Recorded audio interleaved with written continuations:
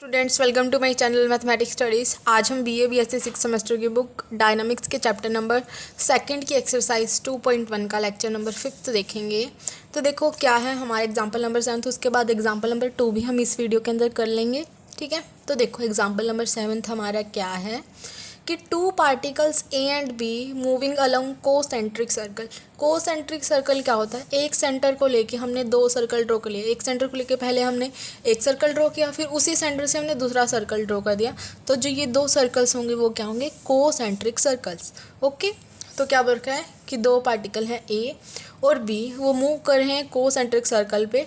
एक सर्कल की रेडियाई तो 2 मीटर है और दूसरे सर्कल की रेडियाई क्या है? 8 meter respectively, with constant angular velocity of 4 radian and 2 radian पर सेकेंड। क्या है कि उनकी एंगुलर वेलोसिटी क्या दे दी? मतलब ओमेगा। ओमेगा होता था ना, एंगुलर वेलोसिटी को हम ओमेगा से रिप्रेजेंट करते थे। एक की तो जो ए वाला है उसकी तो हमारी 4 दे दी और जो बी वाला उसकी कितनी दे दी? 2 दे दी।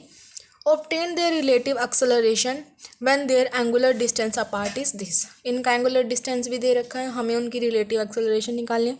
तरीका हमें वही लगाना है जो हम अब तक लगाते आ रहे हैं, बस क्वेश्चन में थोड़ी स्टेटमेंट अलग टाइप की दे रखी है कि दो पार्टिकल हैं ए और बी, वो कोसेंट्रिक सर्कल्स जिनकी रेडियाई 2 और 8 है उनके ऊपर हैं, उनकी एंगुलर वेलोसिटी 4 रेडियन और 2 रेडियन है। हमें उनकी रिलेटिव एक्सेलरेशन निकालनी है और उनका एंगुलर डिस्टेंस कितना है, मतलब उनके बीच में कितना एंगल बन रहा है? 2π/3। देखो दो हैं ए और बी, मूव करें कोसेंट्रिक सर्कल पे तो बना दो कोसेंट्रिक सर्कल। जैसे ये सेंटर मान लो इस तरीके से, एक तो ये हो गया 2 रेडियाई का और एक ये हो गया 8 रेडियाई का, इस तरीके से। ठीक है, तो इसकी रेडियस तो हमारी जैसे ले ली हमने 2 मीटर की, ठीक है, इसकी कुछ इतनी ले लो 8 मीटर की, इस तरीके से। अब इनके बीच में एंगल कितना रखा? 2π/3 का। ठीक है, आप अगर एंगल ले रहे हैं तो आप एंगल इस तरीके से लेते हैं, इनके बीच का एंगल है, या तो आप दोनों एरो ऐसे लगाओगे उनके बीच का एंगल तब बनेगा, या फिर दोनों एरो ऐसे लगाओ तब उनके बीच का एंगल बनेगा।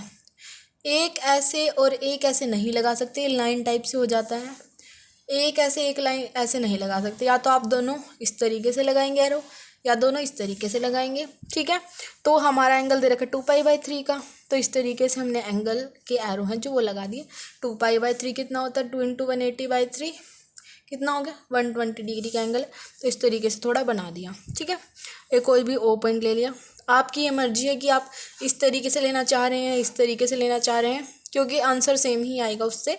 ठीक है, लेकिन आप ऐसे नहीं ले सकते, एक इधर और फिर इधर। ठीक, तो ये हो गया आपका, ये हो गया ए के लिए, ये हो गया हमारा बी के लिए। दो पार्टिकल थे ए और B, are moving along concentric circle. एक की रेडियाई 2 है और एक की रेडियाई 8 है रिस्पेक्टिवली, विद एंगुलर वेलोसिटी। हमारी एंगुलर वेलोसिटी है ए के लिए, तो जो हमारी एंगुलर वेलोसिटी ओमेगा है वो इन्होंने कितनी दे रखी है यहाँ पे? ए के लिए 4 रेडियन पर सेकेंड एंड बी के लिए ओमेगा की वैल्यू दे रखी है 2 रेडियन पर सेकेंड। ठीक है, और फिर ऑब्टेन द रिलेटिव एक्सेलरेशन। हमारा एंगल किस तरीके से, अगर हम एंगल दिखाएंगे तो एक्स एक्सिस हो गई, ये जैसे वाई एक्सिस हो गई। ठीक है, एंगल हमारे इस तरीके से ही है कहीं पे, जैसे मेरा तो ये ए हो गया, अगर मैं देखूँ तो देखो ये ए हो गया, ये बी हो गया। ठीक है, तो हमारी इस तरीके से वैल्यू हो गई। जो एंगल है कितना क्या है? 2π/3। ठीक है, अब जो हमें ना एक बार के लिए हम क्या निकाल लेते हैं, इनके जो एक्सेलरेशन उनका मैग्नीट्यूड निकाल लेते हैं, क्योंकि हमें रिलेटिव एक्सेलरेशन बतानी है। रिलेटिव जैसे हम रिलेटिव वेलोसिटी बताते हैं ना, सिमिलर हम रिलेटिव एक्सेलरेशन बताएंगे। तरीका बिल्कुल वही है, लेकिन उसके लिए हमें एक्सेलरेशन की वैल्यू चाहिए ना, तभी तो हम रिजोल्व कराएंगे। यहाँ पे हमारी वेलोसिटी होनी चाहिए, तभी तो हम रिजोल्व करवाएंगे उनको, तभी तो हमारे पास आगे फर्दर क्वेश्चन स्टार्ट होगा। तो सबसे पहले हम मैग्नीट्यूड निकालेंगे एक्सेलरेशन का, ए वाले का निकाल लेते हैं पहले। उससे पहले भी जो हमारी नॉर्मल एक्सेलरेशन होगी ना सर्कल के लिए, वो क्या होती है? For a circle normal acceleration कितनी होती है? r⍵²। ठीक है, जैसे हमने एक पर्टिकुलर केस किया था 1.1 के अंदर, उसके अंदर v = r⍵ होता था। ये होता था हमारा वेलोसिटी का मतलब जो हमारी सिंपल वेलोसिटी होती है और एंगुलर वेलोसिटी का। सिमिलर एक्सेलरेशन का और हमारा इसका फॉर्मूला इस तरीके से होता है, नॉर्मल एक्सेलरेशन = r⍵²। ठीक है, अब क्या करेंगे, जैसे हमारे पास क्या है, आर की वैल्यू भी ओमेगा की वैल्यू भी है, तो इनके अंदर पुट कर देंगे, ठीक है। फॉर ए के लिए हमारी किस तरीके से वैल्यू होगी, ए के लिए देखो आर ओमेगा स्क्वायर इस तरीके से होगा। किस तरीके से होगी, आर की वैल्यू तो कितनी है 2 है, और ओमेगा कितना है 4, उसका स्क्वायर कर दो तो कितना आ गया 32 मीटर पर सेकेंड स्क्वायर। अगर हम बी के लिए निकालें,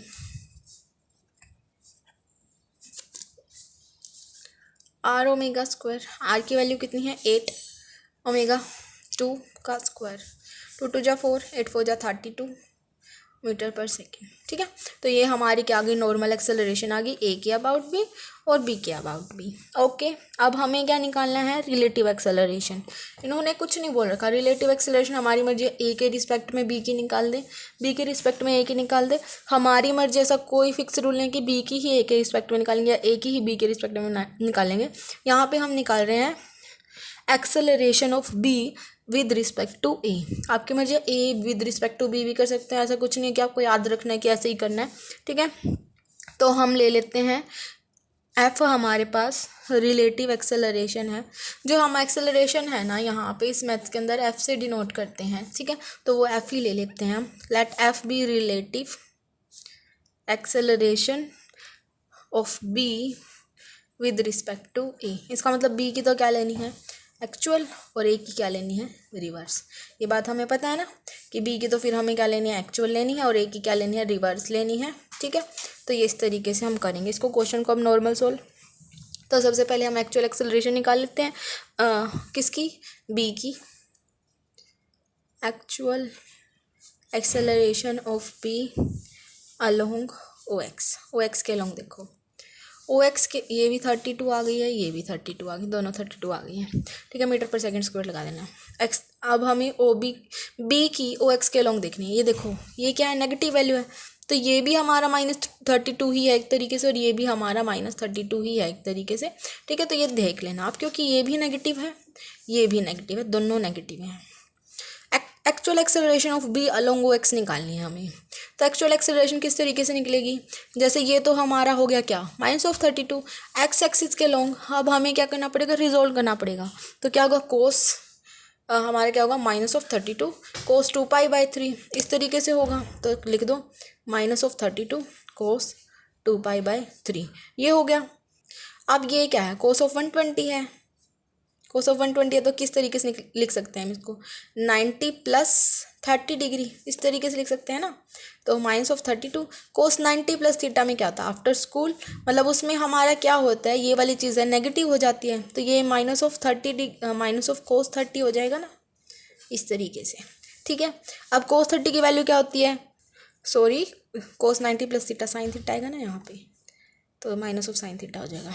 अब जो माइनस माइनस क्या हो गया, प्लस हो गया। sin 30 की वैल्यू कितनी होती है 1/2, तो ये क्या आ गया 16 आ गया, ठीक है। क्या था क्योंकि ये नेगेटिव था, तो ये -32 cos 2π/3 cos 2π/3 क्या होता है cos 120 90 + 30 90 + थीटा sin थीटा, और क्योंकि सेकंड क्वाड्रेंट में कोस नेगेटिव होता है तो यहाँ पे माइनस माइनस माइनस प्लस 32 × 1/2 16 आ गया, 16 मीटर पर सेकंड स्क्वायर। आपकी बुक में यहाँ पे तो सीधा प्लस लिख के ये कर दिया और फिर 16 आ गया, इस तरीके से आइए माइनस, जब इसको सॉल्व करोगे एक माइनस माइनस माइनस प्लस होकर ये आएगा, ठीक है। इतना हो गया। अब हमें क्या निकालनी है, similar actual acceleration of B along O Y. देखो क्या लिखेंगे अब हम, actual acceleration of B along O Y. अब देखो ओ वाई के अलोंग किस तरीके से होगी हमारी वैल्यू, ओ वाई के अलोंग हम कैसे लिखेंगे, जैसे इसमें था -32, बस ओ वाई के अलोंग क्या था साइन थीटा आएगा, तो sin of 2π/3, तो -32 sin of 2π/3 -32 sin 90 + 30 डिग्री -30 इस तरीके से हो जाएगा। sin 90 + थीटा क्या होगा cos of theta, that is cos 30, और जो हमारा साइन होता है सेकंड क्वाड्रेंट में पॉजिटिव होता है तो यहाँ पे प्लस ही रहेगा। cos 30 की वैल्यू क्या होती है √3/2, तो √3/2 32 था, 16 -16 √3 मीटर पर सेकेंड स्क्वायर, ठीक है। ये हो गया। हमें क्या निकालनी थी, एक्चुअल निकालनी थी बी की, वो हमने निकाल दी। रिवर्स निकालनी है ए की, तो ए की रिवर्स निकालते हैं। ए की रिवर्स के लिए पहले एक्चुअल निकालना चाहो तो वो निकाल सकते हैं, फिर उसका रिवर्स बना सकते हैं। यहाँ पे डायरेक्ट रिवर्स लिखूंगी मैं।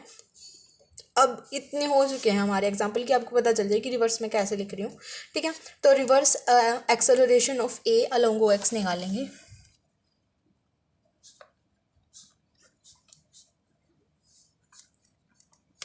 देखो रिवर्स एक्सेलरेशन, अब देखो ओ एक्स के लॉन्ग ही है ये चीज़, तो वाई के लॉन्ग तो है नहीं, तो रिजॉल्व तो होगा नहीं।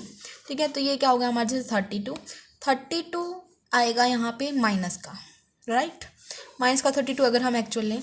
रिवर्स में हम क्या लेते हैं, कौन माइनस आगे लगाते हैं, तो माइनस ऑफ माइनस 32 क्या होगा, प्लस का 32, तो ये क्या होगा 32 मीटर पर सेकेंड स्क्वायर। ठीक है, अगर मैं रिवर्स एक्सेलरेशन निकाल लूँ ए की अलोंग ओ वाई, ये तो सिर्फ एक्स एक्सिस के लॉन्ग, ओ वाई के लॉन्ग तो है ही नहीं, तो ओ वाई के लॉन्ग तो क्या हो जाएगी इसकी 0। ये हो गया, कोई दिक्कत नहीं है। अब जो हमें क्या निकालनी है, रिलेटिव एक्सेलरेशन निकालनी है। रिलेटिव एक्सेलरेशन मतलब एक तो एफ ऑफ कोस थीटा की वैल्यू आएगी और एक एफ ऑफ साइन थीटा की वैल्यू आएगी, यही होता था। फिर हमारा फॉर्मूला क्या होता था, relative acceleration is equal to actual acceleration plus reverse acceleration, जैसे वेलोसिटी का होता है वैसे ही होता है इसका भी। ठीक है, तो एफ ऑफ कोस थीटा की वैल्यू निकल, तो किस तरीके से आएगा, एक्स जो एक्स एक्सिस वाले हैं वो आएंगे इस तरीके से, ये आएगा 16 प्लस में 32, कितना हो गया हमारा ये 48। F of sine theta Y वाला हमारा ये है माइनस ऑफ 16√3 प्लस में 0, तो माइनस ऑफ 16√3, ये मीटर पर सेकंड स्क्वायर लगा लेना भाई। ठीक है, तो ये हो जाएगा। अब हमें क्या निकालना है, यहाँ पे क्या निकालना है, रिलेटिव एक्सेलरेशन निकालना, मतलब एफ निकालना है। तो निकालो, स्क्वायरिंग और एडिंग कर दो, तो cos square theta plus sine square theta 48 का स्क्वायर प्लस माइनस ऑफ 16√3 का स्क्वायर, ये 1 हो गया। तो एफ स्क्वायर की वैल्यू यहाँ से आ जाएगी 3072 और एफ आ गया हमारा 32√3 मीटर पर सेकंड स्क्वायर। ये तो कैलकुलेशन कर लेना। ठीक, तो ये हो गया हमारी किसकी वैल्यू हो गई है, हमारी एफ की, रिलेटिव एक्सेलरेशन की। ऑब्टेन द रिलेटिव एक्सेलरेशन, तो हमने वो निकाले। इसका हम क्या और निकाल देते हैं, डायरेक्शन और निकाल लेते हैं। थीटा क्या आएगा, तो हमने क्या करना है, इन दोनों को डिवाइड कर दें, इन दोनों को डिवाइड कर दोगे तो ये इससे डिवाइड हो जाएगा, तो फिर हमारी वैल्यू आ जाएगी जैसे टेंजेंट थीटा की माइनस ऑफ 1/√3। ये नेगेटिव है तो ये कितने पे आ जाएगा, 150 डिग्री पे आ जाएगा। तो टेंजेंट ऑफ थीटा की वैल्यू क्या होगी, 150 डिग्री। ठीक है, तो ये था आपका एग्जाम्पल नंबर 7। एग्जाम्पल 2 की अलग ही वीडियो बना लूँगी क्योंकि ये भी काफ़ी लंबी हो जाएगी फिर वरना। ठीक है, तो उसकी अलग वीडियो बनाऊँगी क्योंकि मुझे उसको आपके एक्सरसाइज के क्वेश्चन भी कराने हैं 2 साथ में, तो फिर एक एग्जाम्पल और 2 एक्सरसाइज के क्वेश्चन, तो तीनों मैं एक ही वीडियो में बनाऊँगी अलग से। तो इससे नेक्स्ट वीडियो ही आ जाएगी जल्दी ही। Okay, thank you guys for watching my video, please do like share and subscribe to my channel. Thank you so much.